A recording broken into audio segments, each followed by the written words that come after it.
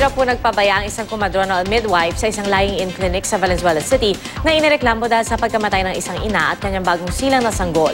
Giit ng midwife, ginawa niya ang lahat para ligtas na makapanganak ang pasyente. Balita natin ni Micaela Papa. Naging emosyonal si Adelina Sarmiento, midwife sa Marulas Lying-in Clinic sa Valenzuela nang harapin ang GMA News matapos siyang akusahang nagdulot ng pagkamatay ng isang babae at ng bagong silang nitong sanggol. Naintindihan ko po kayo. Pare-pareho lang tayong magulang pero ginawa po namin lahat ang dapat namin gawin. Nakikiramay po ako sa inyo. Ayon sa ina ni Ernaline Evangelista, pinilit daw ni Sarmiento ilabas ang bata sa pamamagitan ng normal delivery kahit malaki ang sanggol, kaya daw dinugo ang anak. Alam ng lying-in na delikado yung anak ko, bakit tinuloy nila na doon pa anakin? Nakalagay sa death certificate ni Ernaline, ang cause of death ay hypovolemic shock o labis na pagkaubos ng dugo. Ngunit giit ni Sarmiento, sinunod daw nila ang protocol sa mismong araw ng pagsilang.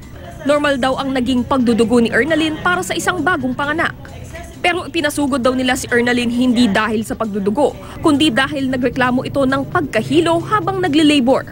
Nung nandun na siya, nag-rupture po yung bag of water, clear naman po, dumaing na po yung pasyente na nahihilo siya, ma'am. Kaya naman kagad po ako na nag-antabay na tumawag ng ambulansya. Habang iniintay po namin, bina-vital sign namin, nakukuha ko naman sa kanya ang vital sign niya is 110/80, 110/70.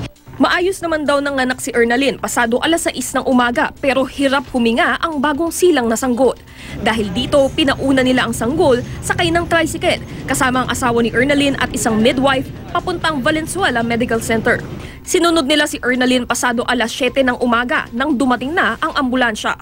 Pasado alas 4 o pagkalipas ng 10 oras, binawian ng buhay si Ernaline sa ospital. 8:20 PM naman, binawian na rin ng buhay ang sanggol. Ang pamilya Evangelista inireklamo sa pulisya si Sarmiento ng reckless imprudence resulting in multiple homicide. Ginawa namin yung lahat na i-travel namin sa tamang oras. At kung alam lang ng pasyente, alam niya kung ano yung mga ginawa ko sa kanya na tulong. Ayaw pa nga niyang magpadala, ma'am, sa totoo lang. Pero sabi ko, hindi pwede. Tumanggi pang magbigay ng pahayag ang Valenzuela Medical Center. Hindi rin nagbigay ng pahayag ang doktor na tumingin sa mag-ina at ang pumirma sa death certificate. Micaela Papa, GMA News.